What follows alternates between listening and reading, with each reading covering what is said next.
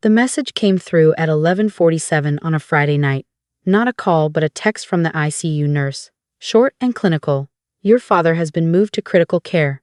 You should come as soon as possible. I read it 3 times standing in my kitchen in my pajamas.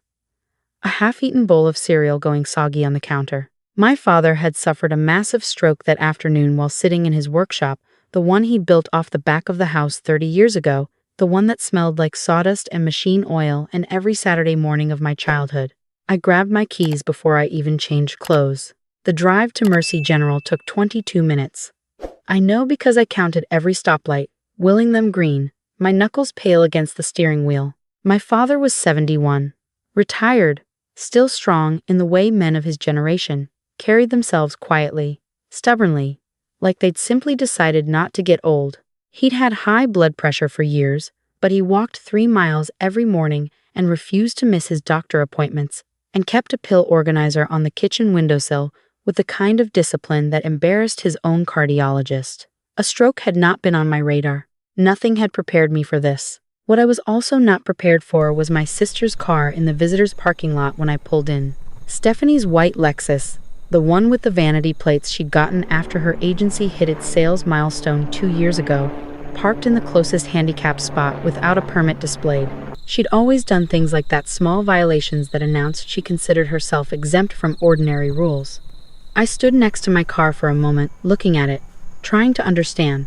She lived 40 minutes away. She worked late on Fridays. She hadn't visited our father in 6 weeks, not since Easter, when they'd argued at the dinner table about the property, and she'd left before dessert. Yet here she was, already inside. I found her not in the ICU waiting room but in a small consultation alcove off the main corridor. A space usually reserved for doctors delivering difficult news. She was sitting across from a man I didn't recognize, mid-50s, briefcase open on the table, papers spread between them. A woman sat slightly apart, a portable notary kit on her lap. My sister looked up when I appeared in the doorway. Something moved across her face, quick as a shadow. Not guilt, something more calculated than guilt. "What are you doing?" I asked. She stood, and the movement was practiced, controlled. "Dad asked me to handle some things. He'd been talking about updating his estate documents for months. You know how he was about getting his affairs in order. He's unconscious," I said. I looked past her at the man with the briefcase. "Who are you?" He shifted in his seat. "I'm a document specialist. I was asked to assist with." "He's in a coma," I said, louder this time, and a passing nurse glanced through the glass. "He had a stroke this afternoon. Whatever she's asking you to do, stop." The man closed his briefcase. The notary woman began packing her kit without being told. Stephanie watched them go with an expression like someone watching rain cancel an outdoor wedding. Then she turned back to me and rearranged her face into something that resembled grief. "I'm just trying to protect the family assets," she said. "You've always been too emotional about these things, Claire. Someone has to think practically." I walked past her toward the ICU. I didn't trust myself to say another word.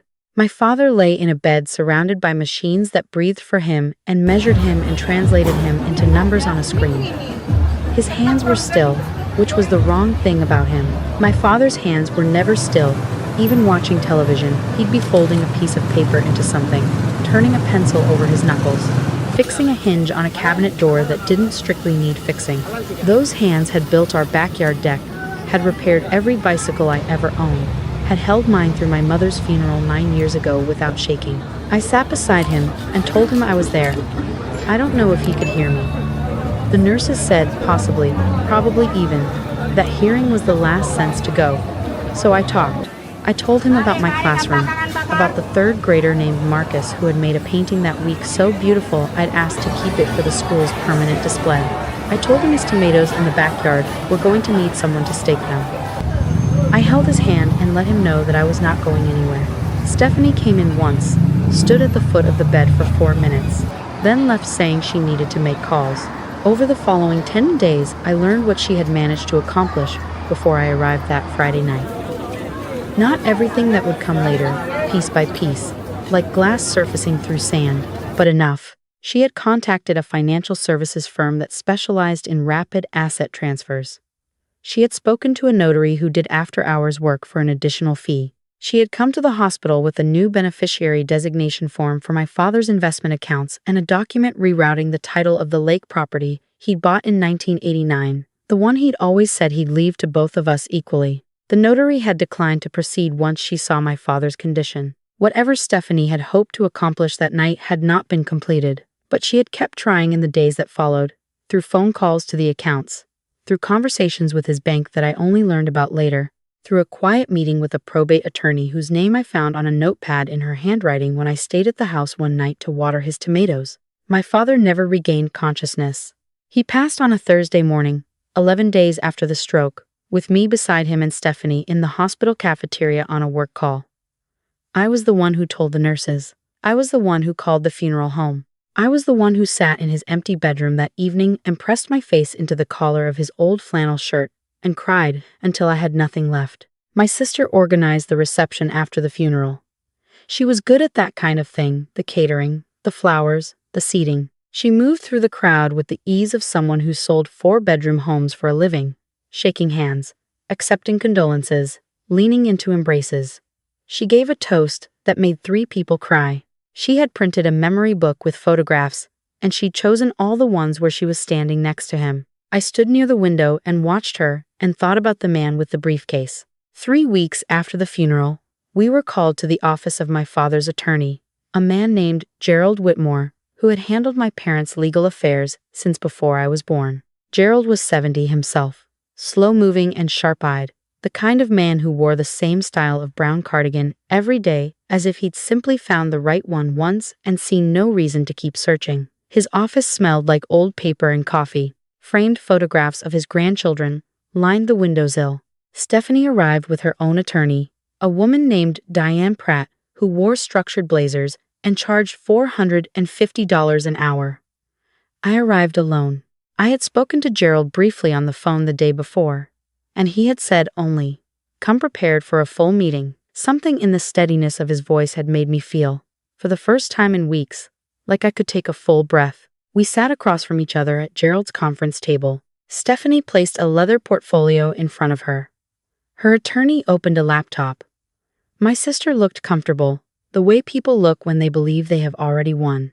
"Before we proceed," Gerald said, removing his glasses and polishing them with the corner of his cardigan, "I'd like to address a few things I've become aware of since your father's passing." Stephanie's attorney leaned forward. "If this is regarding the beneficiary designations on the Vanguard accounts, we have documentation confirming."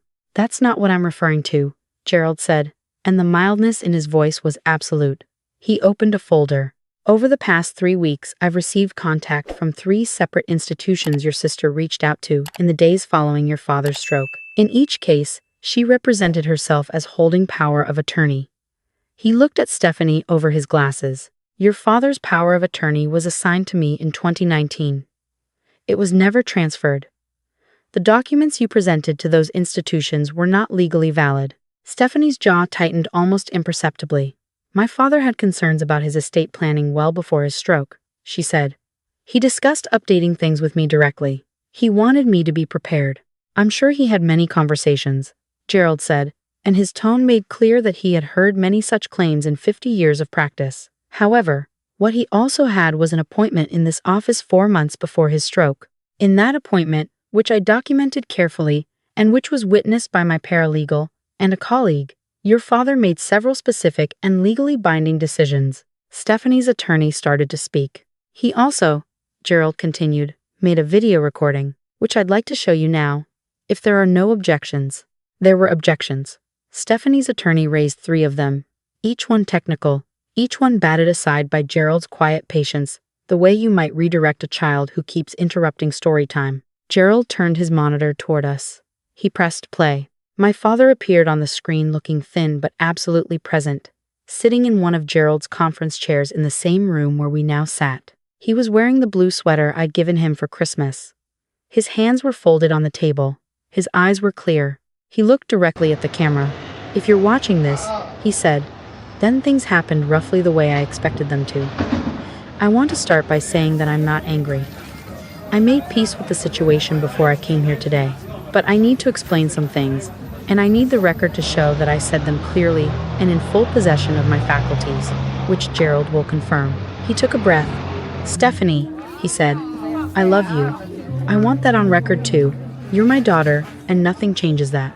But I've watched you for a long time now, and I've watched how you talk about the lake property like it's already yours, and how you call me more often when you're having a bad sales quarter, and how you look at the workshop and calculate square footage instead of remembering what we built in there together. I've watched all of it, and I've been waiting to see if something in you would shift. It didn't. And so I came here. Stephanie across the table had gone the color of old chalk. Her attorney put a hand on her arm. On the screen, my father turned slightly, as if remembering something. Claire, he said, and my throat closed. You've been coming to my house every Sunday for 9 years. You bring those ridiculous lemon bars because you know they're my favorite, even though you don't like them yourself. And you tell me every week that lemon is an unreasonable flavor. You sat with your mother when she was dying and you never once left early. You never asked me for anything. He paused. That tells me everything I need to know about what you'll do with what I'm leaving you. Gerald paused the video. He reached into his folder and produced a document several pages thick. Your father, he said, executed a revocable living trust 4 months ago. The trust names Claire as sole beneficiary. It encompasses the family home, the workshop property, the lake house, all investment and retirement accounts, and the personal property inventory that was attached as an exhibit. He slid a second document across the table. In addition, your father established a scholarship fund with a contribution of $250,000 to be administered through the county school district, providing annual art supplies and materials to underfunded elementary schools. He asked that it be called the Sunday Fund. He said Claire would understand why. I did understand. Sunday was when he used to drive me to the art supply store when I was small, letting me spend an absurd amount of time choosing exactly the right shade of yellow. Stephanie pushed back from the table. I could see the motion happening before it did, the way you can sometimes watch a glass start to tip. This is manipulated, she said. She convinced him. She's been managing his life for years and she poisoned him against me. He didn't understand what he was signing. He was already showing cognitive. He scored a perfect 30 on the Montreal Cognitive Assessment administered that same morning, Gerald said, producing another sheet. There's a physician's note attached. Your father was meticulous about documentation. He anticipated this conversation. Her attorney whispered something. Stephanie was no longer performing composure. The structure beneath her surface was cracking in real time, all the careful scaffolding of her manner giving way. Her voice, when it came out, was half an octave higher than normal. I needed that property, she said. You don't understand. My business, there are obligations the lake house alone is worth. There's more, Gerald said, and something in his tone made everyone look up. He pulled out a final document and set it on the table with deliberate gentleness, the way you place something breakable. I've been in contact with the district attorney's office, he said. The fraudulent power of attorney documents your sister presented to the financial institutions are a matter for criminal inquiry. Attempting to transfer assets from an incapacitated person without legal authority is elder financial abuse, under state statute. He let that sit for a moment. Additionally, your father's physician has submitted a statement noting that the conditions under which the attempted notarization occurred that Friday night before Claire arrived raised sufficient concerns that a formal review has been initiated. The silence in the room was complete. Stephanie sat very still. Then, slowly, she put both hands flat on the table and lowered her head between them. And the sound that came out of her was not crying exactly. It was something older and rawer than crying. The collapse of something that had been holding for a very long time. Her attorney reached for her shoulder. Stephanie shook her off. I wouldn't pursue a contest, Gerald said, to the room in general. The documentation is substantial. The video is time-stamped and witnessed. Any legal challenge would require explaining the events of the evening of your father's stroke in open court, and as I mentioned, the district attorney is already interested in that conversation. Stephanie's attorney began gathering her things. She was whispering to her client, practical words about options and exposure and next steps. Legal language for this is over. I looked at my sister. Really looked at her. Maybe for the first time since we were children. She seemed smaller than I'd ever seen her.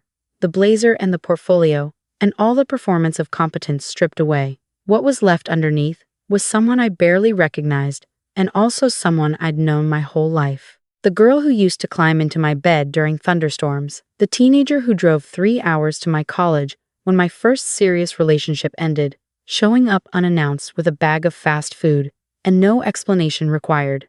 Somewhere in the years between then and now, she had made a series of choices that had quietly become a kind of person. And that person had sat at my father's hospital bedside for 4 minutes and spent the other 10 days on the phone with financial institutions. I needed the money, she said. Not to her attorney, not to Gerald, to me. Her voice was flat and exhausted, the calculation entirely gone. There are things you don't know, business debts. An investor who it got bad. I thought if I could just secure the property before. You could have asked him, I said. Her eyes came up to mine. He would have helped you, I said. He always helped you. All you had to do was tell him the truth. He would have lectured me for weeks. He would have loved you, I said.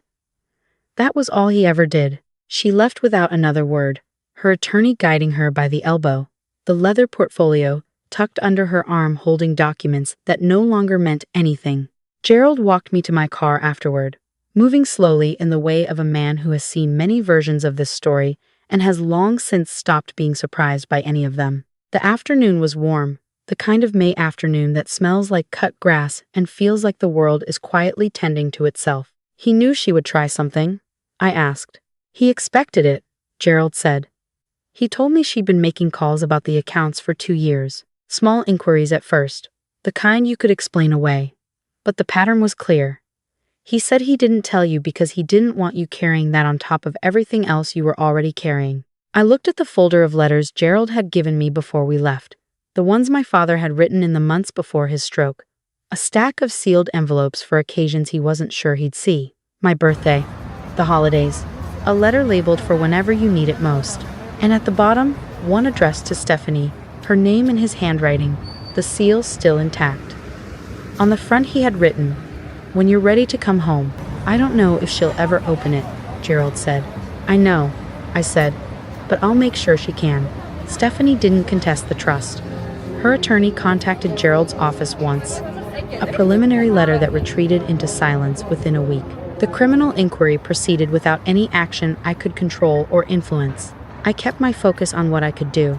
The family home became mine on a Tuesday in June, the closing documents signed in Gerald's conference room with his paralegal as witness. I walked through every room that evening alone, touching door frames and windowsills and the kitchen counter where my father had stood every morning making coffee in the same blue mug for 30 years. The mug was still in the cabinet. I left it there. The workshop I kept exactly as he left it. Sawdust still on the floor. A half-finished birdhouse on the workbench, the kind he made every spring and left in the backyard for whatever birds wanted them. I finished it myself over 3 weekends, badly. The joints crooked and the roof slightly asymmetrical. I put it in the yard anyway. By July, there was a family of chickadees in it. I think he would have found that funny. The lake property I turned into something my father had once mentioned in passing. The kind of offhand remark you file away without knowing why. He'd said, watching my students' drawings, pinned across my classroom wall during a visit, that every kid should have somewhere quiet to think. I partnered with the school district, and 3 months later, the lake house was registered as a summer arts residency for students from the county's 5 most underfunded schools. The first cohort of 20 kids arrived in August. They painted on the dock in the mornings and hiked in the afternoons and ate dinner together at the long table my father had built himself from wood he'd milled in the workshop. On the first day, one of the kids, a 10-year-old named Destiny, who barely spoke in group settings, stood at the edge of the dock and looked out at the water for a long time.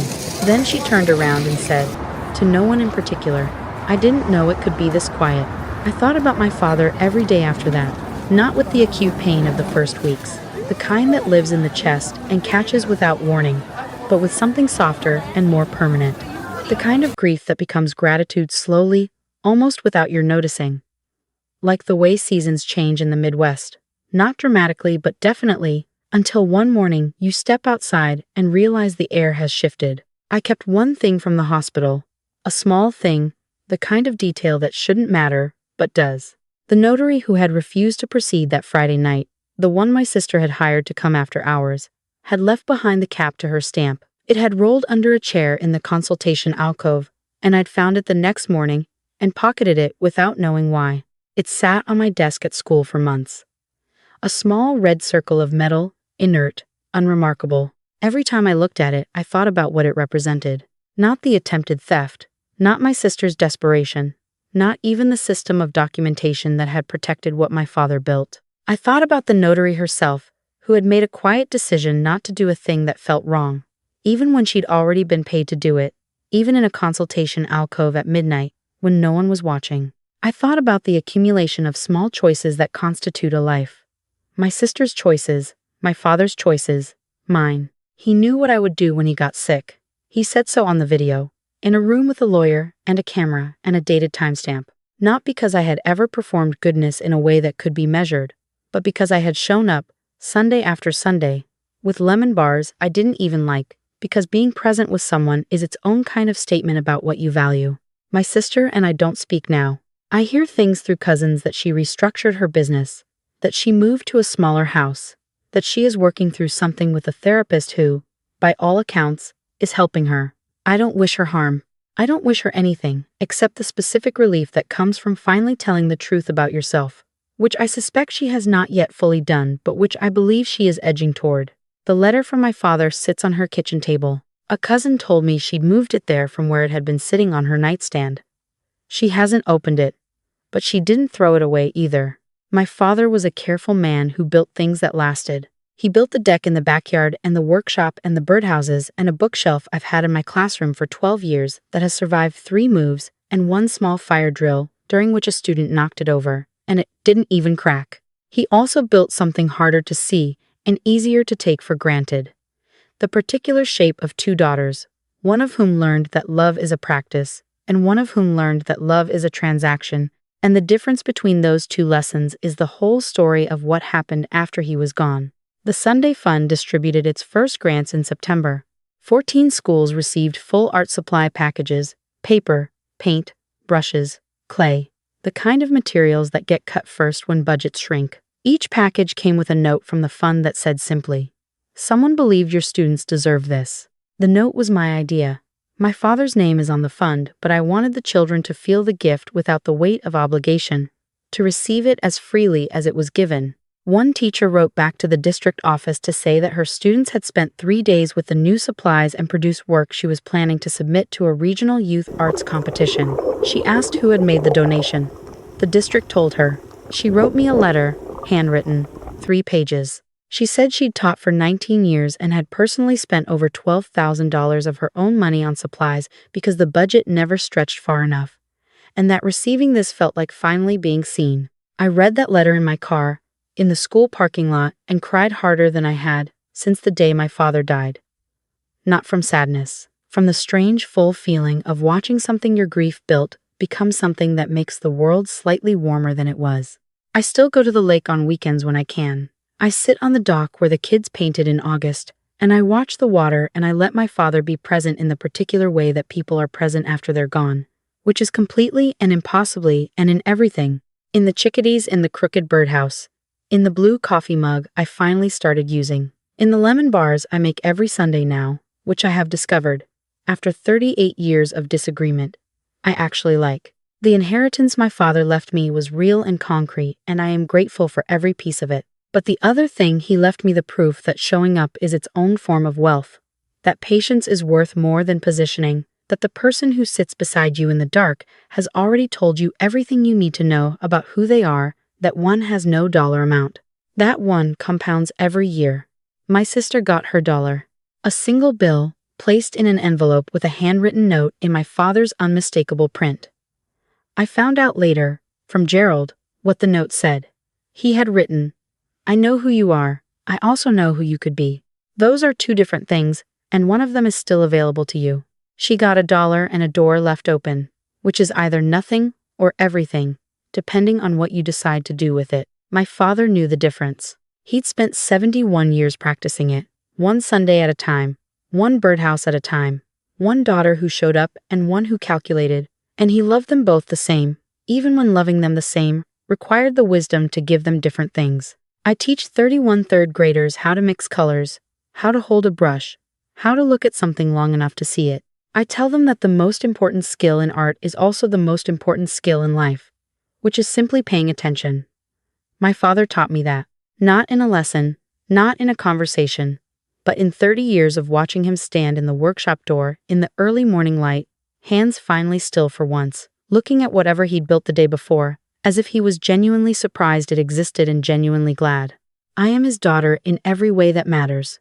I got the house and the lake and the scholarship fund and the letters and the coffee mug and the crooked birdhouse and 38 years of Sundays. I got all of it. I also got to be the one who held his hand at the end. And some mornings I think that is the only part that was ever really mine to keep.